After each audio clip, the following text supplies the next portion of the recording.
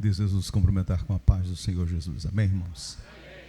Quero ser grato a Deus por essa oportunidade de estarmos aqui nesta casa pela primeira vez e louvar a Deus pela vida do pastor dessa igreja, pastor Wanderley Loureiro.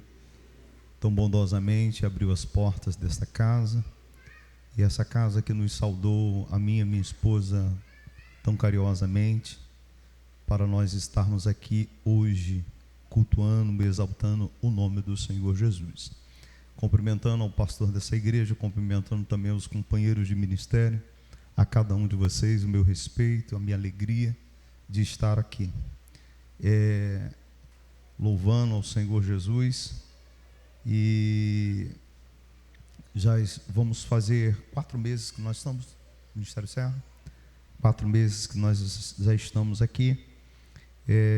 Ainda moro em Cariacica ainda, mas estou por vias da gente estar procurando uma casa aqui em Serra Sede para nós estarmos aqui, morando aqui. E você se pergunta por que você está aqui. Estamos aqui por direção de Deus. E direção de Deus significa que não importa a distância, você tem que ir. Tem que fazer a vontade de Deus e ponto. E eu adentrei esse santuário e estou ouvindo os louvores, os cânticos, e Deus colocou uma palavra no meu coração. Abra sua Bíblia, por gentileza. Livro de 1 Samuel, no capítulo 2. 1 Samuel, capítulo 2.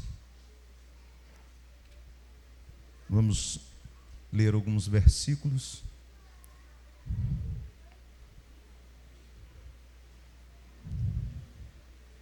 1 Samuel, capítulo 2.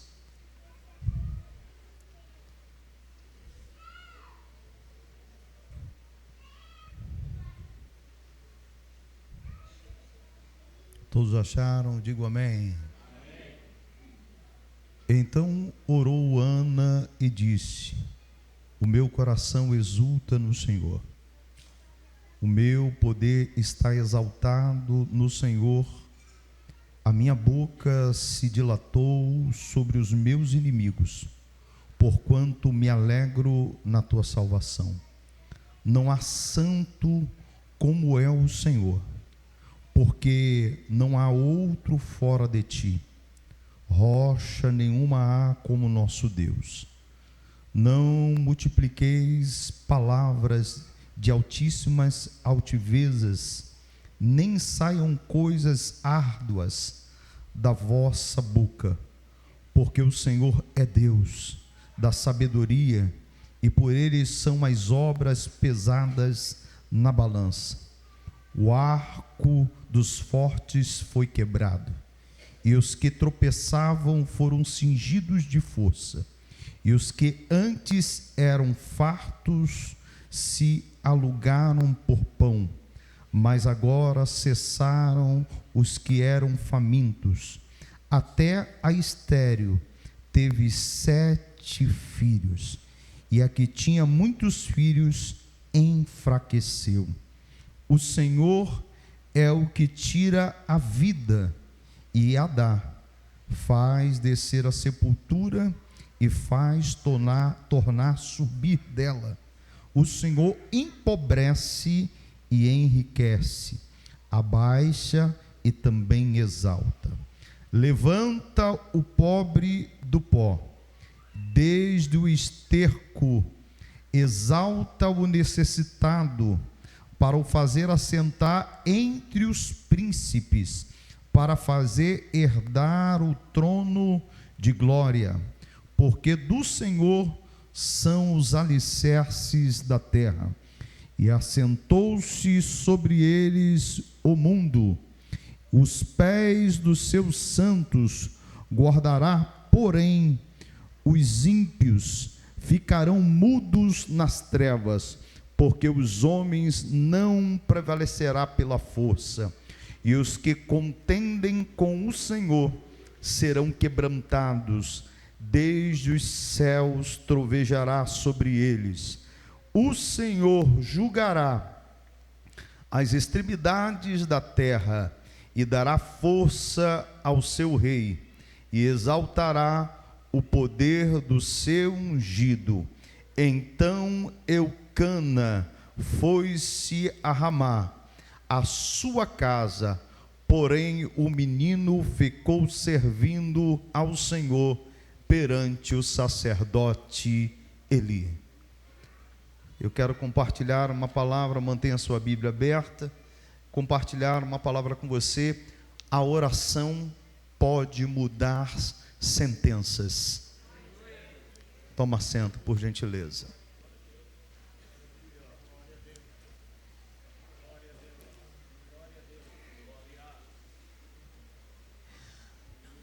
Quando a gente fala de orar, Paulo escrevendo à igreja de Tessalônica, ele diz que o nosso dever de orar é orar sempre. Ele fala isso, revela em Tessalônica.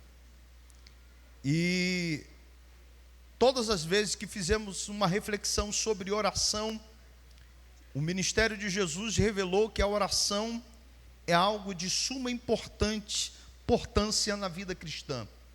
Jesus, quando subiu ao Getsêmani, ele deixou os seus discípulos, pediu que eles ficassem à parte e falou assim: eu vou um pouco mais adiante. E passou uma noite inteira orando. E olhamos muitos servos de Deus que se retiraram e tiveram tempo para orar. Porque quando percebemos que a oração, ela é um compromisso, ela é uma ação de relacionamento com o eterno. E a gente precisa começar a entender o porquê que Deus colocou para nós e nos ensinou a importância da oração. Muitas das vezes são colocados diante de nós só listarmos as nossas necessidades, só listarmos os nossos problemas. Mas como reportamos a oração, o próprio Deus, o próprio Jesus, em Mateus capítulo 6, quando ele fala, que diz que todas as nossas necessidades, antes que saia uma palavra da nossa boca, estão nuas e patentes diante do Senhor. E ele diz que as aves do céu não plantam, não cegam, diz que Deus alimenta ela de todos. E ele finaliza o capítulo 6 dizendo o seguinte, falando a respeito, que diz que a cada dia basta o seu mal. Ele começa a tratar com um problema do presente século chamado ansiedade. Ansiedade é o sequestro do presente e o assassinato do futuro. Ou seja, quando nós ficamos ansiosos, nós estamos sequestrando o aqui e o agora do que Deus trabalhou para nós agora, que é o culto de agora, é o consciente, é onde eu tenho que estar com a minha mente e o meu coração para estabelecer culto com Ele, porque amanhã ainda não aconteceu, porque o dia de hoje termina às 23h59, o dia de amanhã só começa a partir das 0 horas. Então, quanto ao dia de hoje, esse momento exato de culto,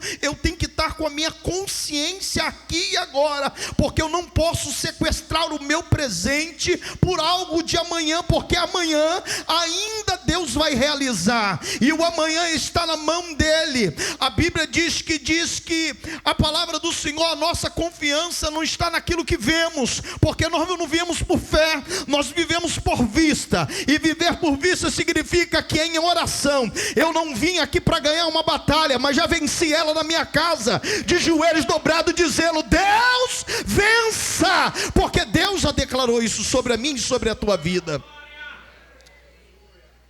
Oração. Muita gente reclama quando fala que geralmente os pastores colocam a igreja por um período de oração e fala: irmão, teremos 30 dias de oração, 40 dias de oração. Se percebe que há poucas pessoas que permanecem do início até o final. Uns dizem que o tempo é grande demais, outro diz que o tempo da oração no templo, o pastor ele fica 1 hora de joelho, eu não tenho 10 minutos, eu não consigo manter. 10 minutos de oração. Tu imagine que por muitas das vezes, olhando a vida de alguns profetas, alguns líderes que se recolheram à oração, a oração dele não foi 10 minutos. Às vezes passou dias, passou horas. Alguém achava até que estava morto, mas estava orando. Uma certa feita perguntaram a Billy Graham sobre o tempo de oração. Ele falou assim: o tempo de oração é como uma audiência que não pode ser adiada e não pode ser interrompida. Eu estou falando com alguém que está acima de todos. É por isso que eu respeito muito. Quando eu chego no culto, eu vejo um irmão de joelho dobrado, jamais eu vou tocar no ombro dele, porque ele está falando com alguém que é mais importante do que eu. Ele está falando com alguém que está acima de mim. Se eu coloco a mão no ombro dele, estou interrompendo a audiência dele diretamente com o Eterno. Tal é a suma importância da oração. A oração, ela nos faz nos relacionar com Deus. A gente não conta problemas para Deus, a gente se relaciona, porque os íntimos não contam problemas. Os íntimos se achegam perto de Deus e Deus, ele olha para os problemas. Os íntimos se aproximam de Deus, não querendo esvaziar os bolsos de Deus. Os íntimos colocam e se derramam na presença de Deus, para que Deus manifeste a glória dele sobre a vida deles. O problema todo que nós estamos vendo no dia é que a oração cada dia mais está se perdendo. Não oramos mais para comer. Às vezes acontece de algumas pessoas quererem movimentos em nossas igrejas, e alguém cita assim: devemos começar pela oração e pelo jejum. Quantos de nós que participamos de departamento antigamente, quando ia se promover algum evento referente ao departamento, o líder sempre falava: irmão, nós vamos tirar esse período que antecede a festa de jejum e oração, para que Deus salve almas. Hoje gastamos mais tempo nos nossos ensaios, nos nossos repertórios, do que em oração. E oração é um grande investimento. Não estou dizendo que o ensaio não seja importante, mas tudo tem que ser dosado, e a oração, ela tem que estar no nível acima do ensaio. Porque, querido, a oração, ela vai mexer com o mundo espiritual, porque o diabo, ele demarca territórios, ele faz coisas para que algo não aconteça no meio e na localidade onde a igreja está. Mas quando a igreja ora e diz assim: Senhor, nós estamos de pé, nós estamos aqui, e declaramos e liberamos essas palavras para o mundo espiritual, dizendo assim: não, a igreja não está morta, a igreja está de pé. Nós estamos aqui e declaramos sobre esta localidade que o tráfico não vai dominar, a cachaça não vai dominar, a prostituição não vai dominar, porque maior é o que está conosco.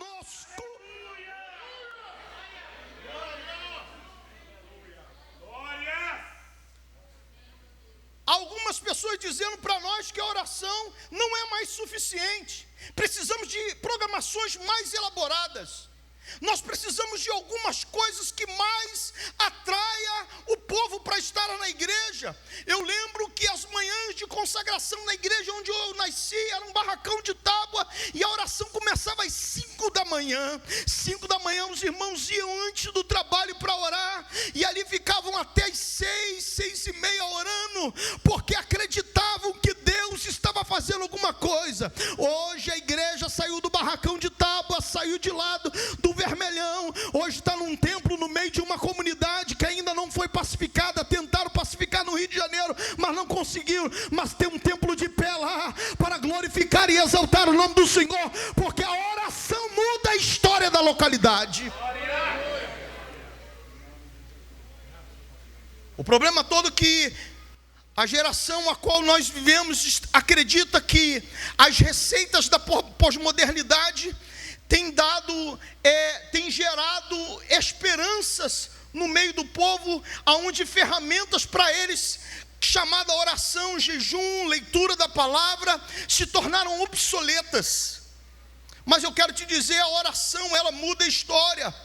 A oração liberta vidas, a oração quebra cadeias, a oração começa a transformar, ela começa a se trazer a espiritualidade para o meio do nosso povo. Às vezes problemas que às vezes nós estamos enfrentando como pastores de igreja, às vezes olhamos assim: Senhor, não sei como resolver, mas sabe para onde que a gente vai? Para a oração. Senhor, eu não tenho resposta, eu não sei como agir, mas quando oramos o céu se manifesta, as ideias vêm, os planos vêm, e Deus muda a história do seu povo.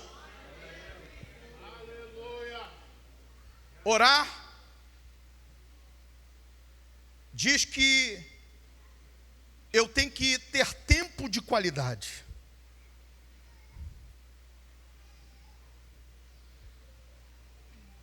A gente tem que parar de fazer essas receitas simples e rápidas e começar a investir em qualidade. Quer ver como é que você termina a oração? Senhor, muito obrigado por tudo, em nome de Jesus, amém. Aí a minha pergunta: qual é a oportunidade? Se é um diálogo, qual é a oportunidade que de Deus ministrar sobre você? Porque muitos pausaram em suas orações para começar a ouvir o que Deus tinha para dizer. As nossas orações se tornaram um monólogo das nossas reclamações, monólogo daquilo que queremos e exigimos. As pregações triunfalistas têm feito um povo simplesmente não entender que a oração é um relacionamento. Eu determino, nós não determinamos nada. Nós estamos aqui para se submeter. A Bíblia diz, o Salmo 139, a soberania, a onipotência, a onisciência, a onipresença de Deus, dizendo assim: eu sou, ainda você não era, e todos os seus dias estavam gravados na minha mão. A Bíblia diz no Salmo 46, pelo que não temeremos, ainda que a terra se mude e os montes se transportem para o meio dos mares, Deus está no meio dela, jamais será abalada. A oração ainda muda a história e traz resultados.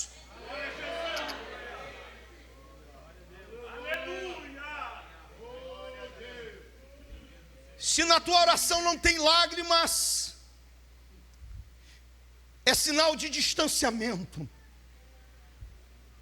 Porque é impossível não se aproximar de Deus, de uma graça, de uma santidade tal, como o profeta Isaías no capítulo 6, eu vi, os meus olhos viram o Rei. Os olhos meus viram o Rei. E Senhor, e aí a sua santidade iluminou a minha iniquidade, a minha impureza de estar na tua presença. Mas mesmo assim, o Senhor se mostrou para mim.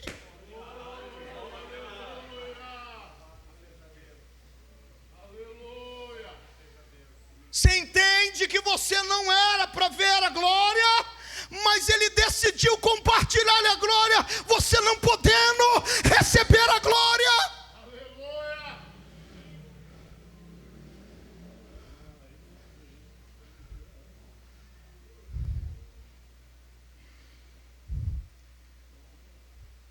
Aleluia. A história gerada nesse texto bíblico fala de uma mulher que muito foi afrontada.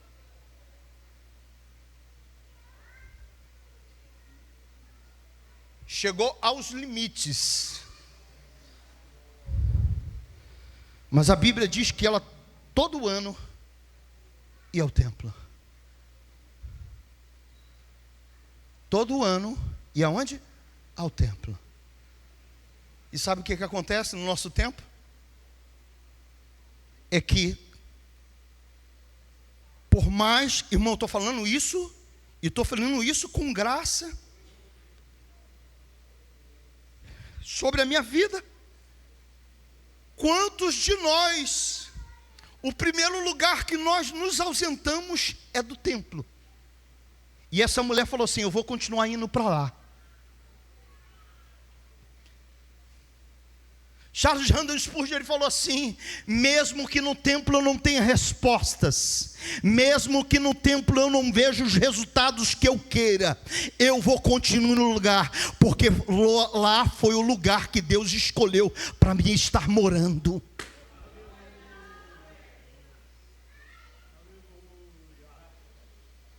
Davi falou sobre isso. Davi, ele montou uma tenda quando a arca voltou, botou um lençol, botou simplesmente uma armação de madeira, meu pastor. E ele falou assim: aqui é o tabernáculo, que chama-se tabernáculo de Davi. Ele falou: aqui nós vamos render culto. Alguém criticou a maneira de um monarca adorar a Deus, mas ele disse assim: a presença de Deus esteve tão ausente, e nós oramos, nós clamamos, agora a presença está. Os nossos cultos viraram plataforma de religiosidade. A gente fica esperando um outro glorificar, irmão. Se eu sinto a presença de Deus, eu vou ficar de pé. Se eu sinto a presença de Deus, eu vou levantar a mão. Se eu sinto a presença de Deus, eu não vou esperar o outro adorar, porque esse lugar é o lugar que Deus preparou para mim.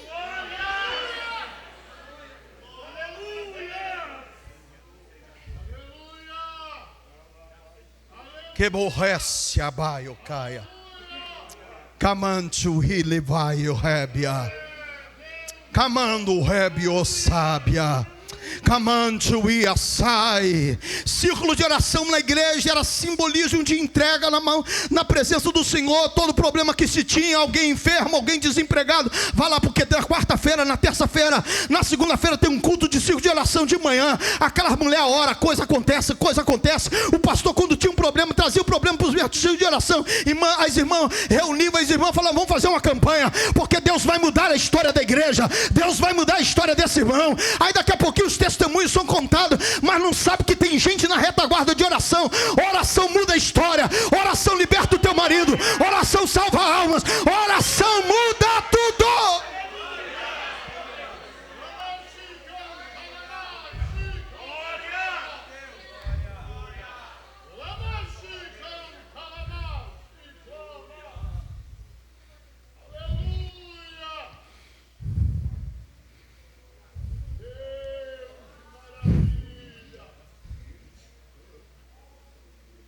Que eu leio livros e começo a ouvir histórias, e eu percebo que existe histórias de pessoas que começaram a orar.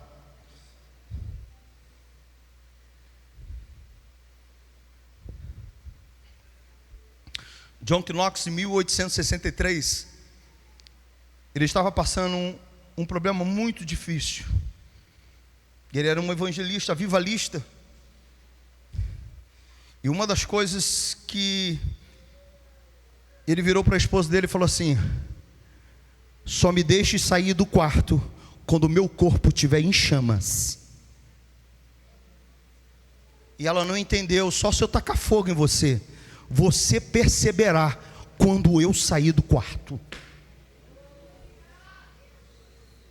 E uma manhã, quando ele saiu do quarto, a esposa olhou para ele, e ela não era batizada com o Espírito Santo. Ela começou a falar em línguas estranhas, e ela abraçou as crianças, e um menino de 7 anos, que ela colocou a mão, foi cheio do Espírito Santo. Estão colocando receitas impossíveis, que as nossas crianças não podem ser batizadas com o Espírito Santo. Eu quero te dizer, Deus vai batizar, vai dar línguas estranhas, vai dar revelação para elas. E eu quero te dizer, querido, elas, quando terminar o mistério, elas vão correr na igreja e vão ser criança. Não cobre responsabilidade de adulto, mas que Deus vai usar elas, vai usar.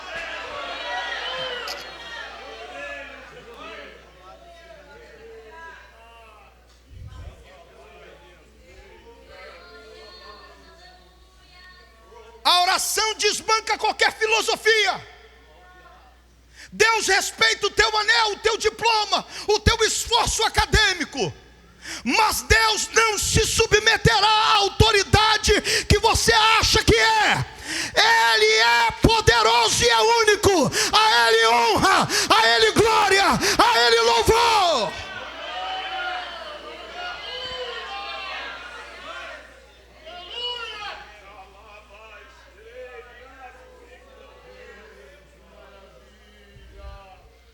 É por isso que a medicina devemos respeitar. Mas eu acho lindo quando eu ouço da boca de alguém que ficou pelo menos 10 anos da vida dele debruçado nos livros, com pesquisa e observação, alguém dizer: ela estava morrendo ontem. Cabalho res. Porque no exame de imagem, o câncer estava tomado por completo. Mas eu não sei o que aconteceu de ontem para hoje. Deixa eu só fazer uma pergunta, é sempre célebre. Vocês são crente? Aí pega um crente daquele que não tem vergonha, que já vai no corredor com a rajada de língua estranha, já vai marchando logo, porque alguém que é movido pela oração não está preocupado com o que os outros estão pensando. Eu vou dar lugar, porque o meu Deus, honra, glória, louvor.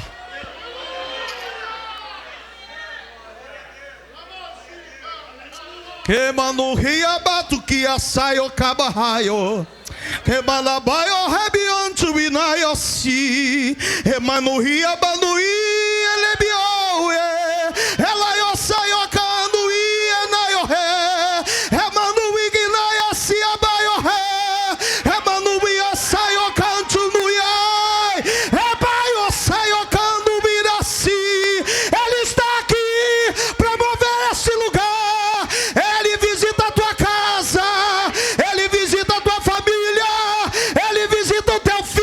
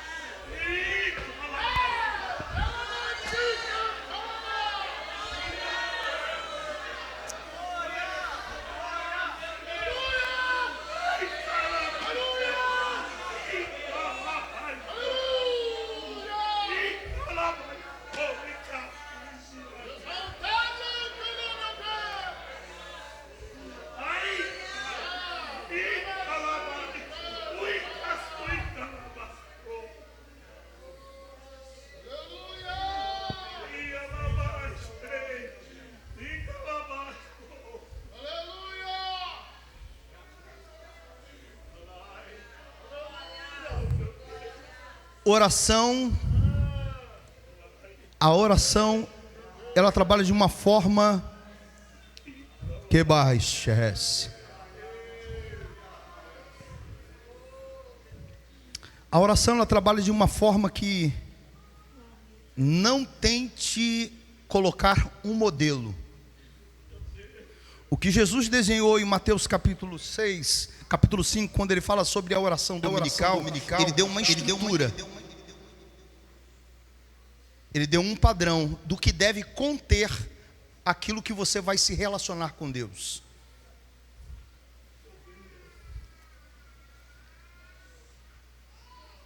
É por isso que muita gente indaga: essa irmã dobra o joelho e só vive chorando. Que luta é essa? Irmão, deixa eu dar uma frase profética para você. Desculpe, não quero ser indelicado, não me entenda mal. Cuida da sua vida, deixa a irmã. Se ela quer chorar, deixa chorar. Se passou o culto todo chorando, não precisa entender o choro não. Quem precisa entender o choro é que está ouvindo a oração dela.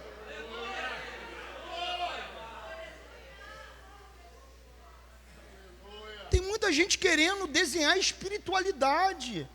Não, porque Deus tem que vir para o culto, pastor Vanderlei, e tem que trabalhar desse jeito, tem que fazer desse jeito. E ele tem que sentar na cadeira e aceitar a hora e o momento que eu vou dar oportunidade para ele trabalhar. Irmão, está enganado. A casa é dele, o povo é dele, a ambiência é dele. Pastor, me deu um horário aqui, eu vou terminar no horário. Mas se depois que eu entregar ele decidir que não vai acabar, isso aqui vai virar uma vigília, irmão, eu não tenho nada com isso. Isso é dele, ele que vai fazer. Mas tudo tem um protocolo, tem tudo isso. Nós estamos vivendo um tempo tão difícil, pastor Vanderlei, que as pessoas estão desesperadas. Depois da pandemia, irmão, as pessoas estão com doenças psicossomáticas, estão procurando um lugar para simplesmente dizer: alguém me consola, alguém me abraça, alguém cuida de mim, alguém me deixa ficar perto, alguém me fica comigo, alguém não me abandona. E quando essa porta está aberta, é pronto-socorro, é hospital. Que Deus levante especialidades médicas aqui nesta casa, para cuidar dos traumas, para cuidar das dores, para cuidar daqueles que precisam.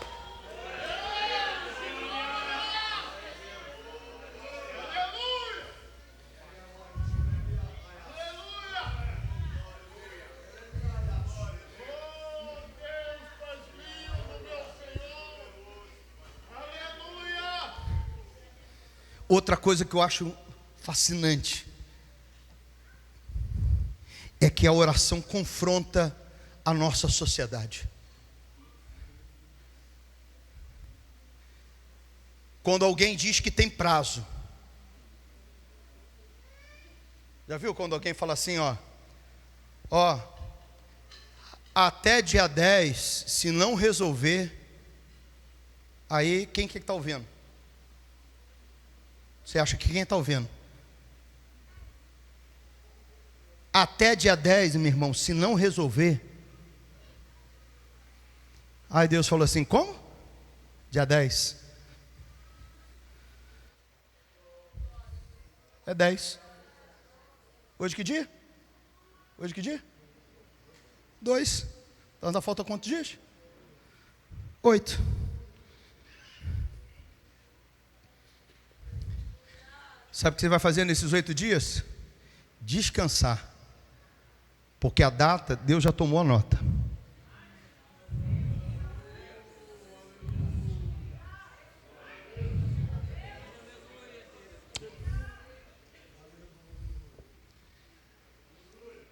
Você está orando e nada acontecer? Não está nada acontecendo? Lembra de Elias? Não tem chuva? Como é que faz chover? Vai ter abundante chuva, mas como é que vai bater? Virar para Noé. Ô Noé, te escolhi para construir a arca. Aí muita gente pergunta: arca para quê? A gente nunca viu chuva nesse lugar. A gente só viu uma relvazinha. Gente, entenda que plano de Deus, com oração, não precisa nada ter acontecido. Você só precisa obedecer.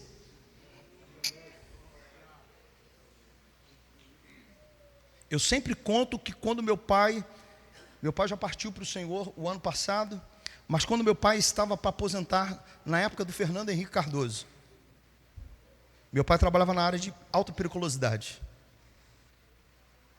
E a demanda lá é que, com 25 anos, tinha que vir embora para casa.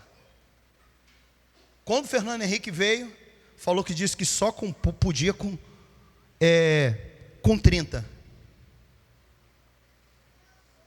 Aí meu pai falou assim: meu Deus. Aí começou a catar os anos por ali, para poder somar, para poder... Ele falou: não vou me aposentar, eu vou ter que trabalhar mais um tempinho. A lei já tinha sido promulgada. E uma lei promulgada não pode ser revogada. Meu pai subiu no alto do morro, na casa de uma irmã chamada Maria do Socorro, no Rio de Janeiro. Irmã Maria, já entrei com o meu processo de aposentadoria, mas eu vou ter que trabalhar mais alguns anos. Aí ela perguntou: o que você quer? Trabalhar alguns anos ou aposentar? Porque quem ora é assim.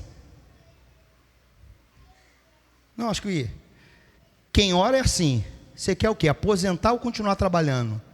Não, eu quero aposentar, que eu quero fazer a obra de Deus. Então você vai aposentar. Pode ir embora para casa.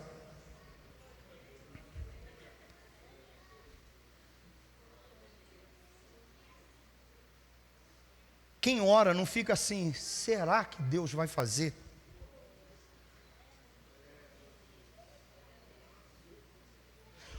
Caminho de oração e caminho de obediência é um caminho que não foi revelado. Mas se Deus manda você caminhar, é sobre esse solo. A cada dia que vai ser revelado, Deus manda você caminhar com passos firmes. Um dia meu pai está lá na repartição pública. E daqui a pouquinho veio o chefe dele e falou assim: Davino, o comandante mandou o senhor ir lá no gabinete dele, que tem algo para falar contigo. Eu falei: Jesus, eu não me aposento, ainda tenho um problema para ir lá no gabinete do comandante ainda. Aí quando ele chegou lá, botou um papel na mesa assim: bom dia, Davino, esse papel é para você. Ele: excelência, o senhor pode falar o que é? Ele falou: lê o papel. Veio um rádio de Brasília.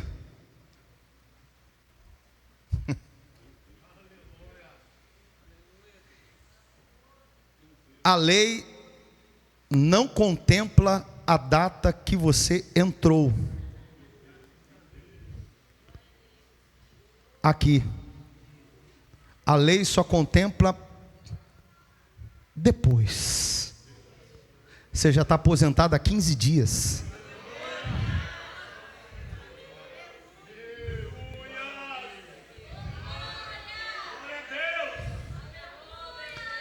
Alguém disse que teu filho não vai largar a maconha, tua filha não vai largar a prostituição, que a tua casa não vai mudar. Quero te dizer, querido, ele está de passagem lá.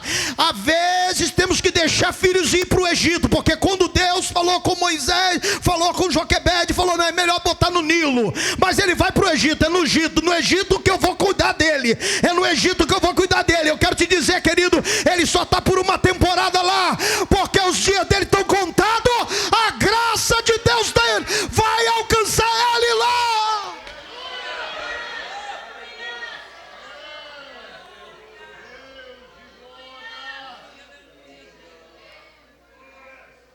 Chega de tomar tapinha nas costas, teu filho. Você vai para a oração, teu filho não se converte. Vai para a oração, teu filho não muda. Vai para a oração, teu marido não muda. Para de dar tapinha nas costas. Deus está trabalhando. A oração não é para você ver, mas é para o mundo espiritual saber que há um Deus do céu que está no controle.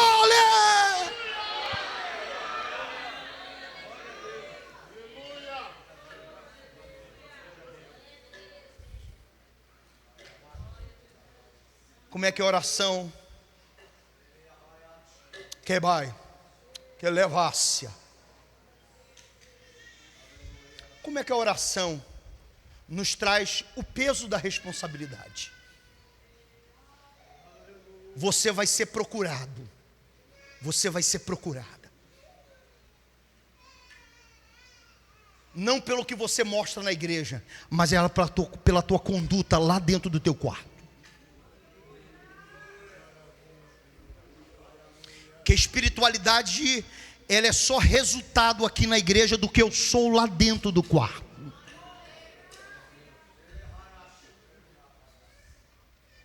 Se a tua Bíblia não tem marcas de lágrimas, se o canto da tua cama não tem marca de lágrimas, eu quero dizer, se preocupe. Eu amo quando Deus usa alguém e fala assim: minha filha, meu filho, aquele cantinho aonde tu geme, é algo muito particular. Como é que sabe que tem um cantinho da cama? Deus só se revela assim para contar onde é o cantinho seu, é porque você é íntimo dele. Estou terminando. Minha esposa trabalhava num pronto atendimento do hospital evangélico. E naqueles plantões agitados, uma pessoa ficou possessa de demônio. E acabou que isso juntou os colegas e foram lá perto dela. Renatinha, vai lá, porque aquela mulher está cheia dos Exus. Mas por que foram procurar a Renata? Não porque Renata é uma pessoa melhor do que as outras. É porque a particularidade dela com Deus demonstrou espiritualidade em público.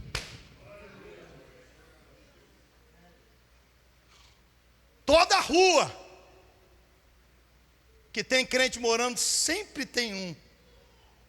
É por isso que às vezes o pessoal acha, rapaz, tem um doido de um crente aqui na rua que de vez em quando abre o portão da casa, começa a estender a mão assim, para tudo quanto é casa, começa a botar a mão, aí o pessoal fala assim, rapaz, ele faz isso uma vez por semana, e fica calmo aqui esse lugar, o negócio fica bom. Porque alguém que é íntimo com Deus, ele tem desejo de dividir a espiritualidade com a localidade onde ele mora. É por isso que a casa dele não tem descanso, todo mundo batendo na porta dele.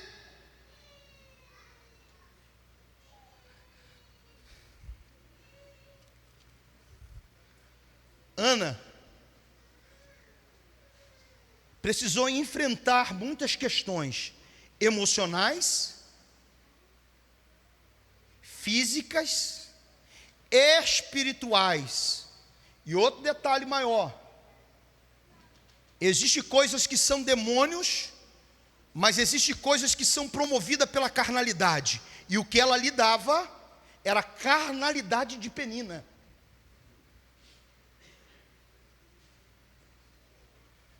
Gente que é movido de oração, não bate boca. Gente que é movido de oração, não parte para o confronto direto. Gente que é movido por oração, ele vai para o joelho e fala: Deus, o Senhor é a minha força, o Senhor é o meu ajudador, peleja por mim.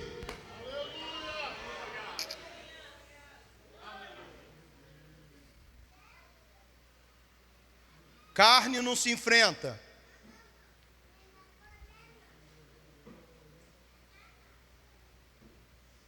Há muita gente querendo enfrentar coisa, mas é carnalidade, dizendo que é demônio.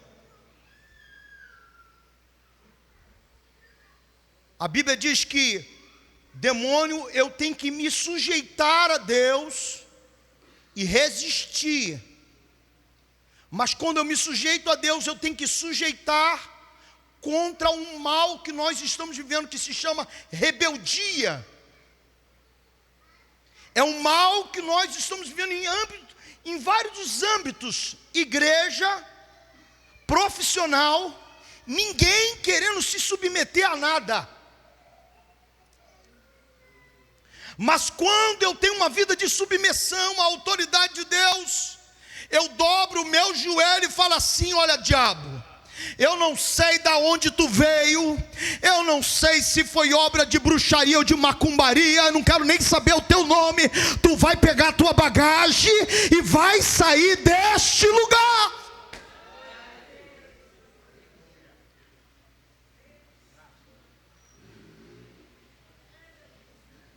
Há um tempo atrás, sou carioca, terminando,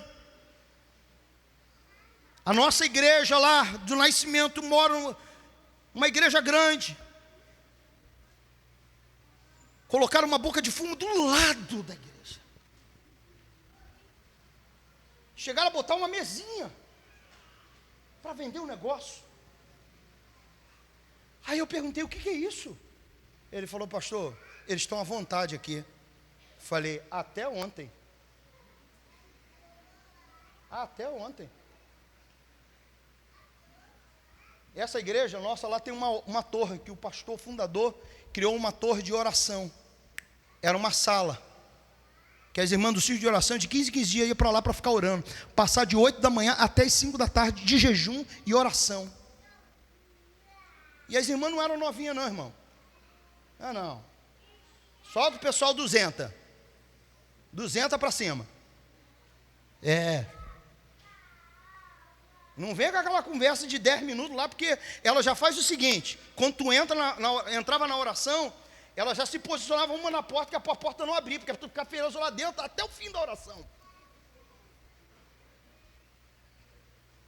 Hoje a gente deixa uma brechinha: não, fica aí, irmão, quebra o galho. Se você não aguentar de joelho, fica sentado. Não, irmão. Sabe por que gera dor?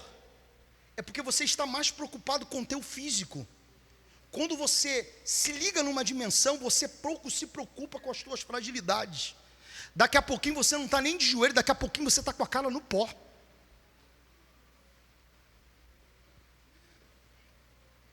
Fui para lá para cima, chamei alguns irmãos: vamos orar.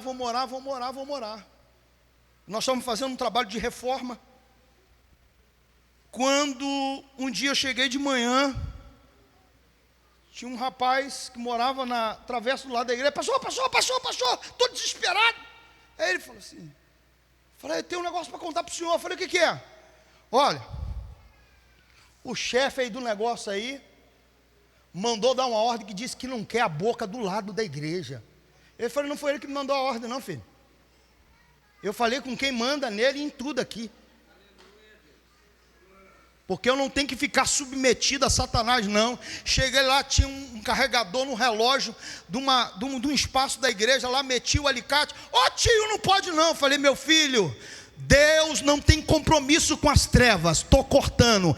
Gato no relógio da igreja não vai ter. Vai carregar esse negócio para lá, porque a igreja do Senhor segue triunfante. A igreja que ora não se submete aos planos de Satanás. Eu quero te dizer: se tem problema na tua casa, Deus está no controle.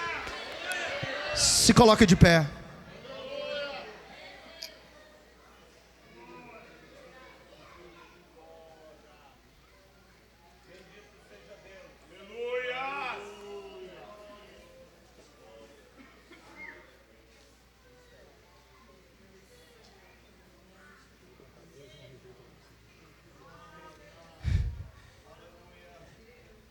Aquele filho desviado, aquele que alguém disse que não vai salvar, aquele problema difícil, vem na frente que nós vamos orar por você. Aquela causa que está enrolada, que não sai nunca, vem porque Deus tem resposta para a tua casa hoje. Deus te trouxe hoje com um propósito. Irmão, eu estou pregando porque eu também preciso de resposta.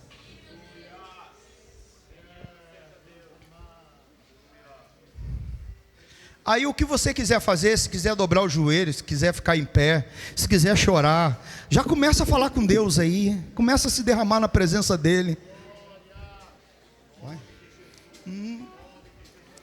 Deus não rejeita a oração. Baixa um pouquinho. Deus não, pode ir lá em cima mesmo.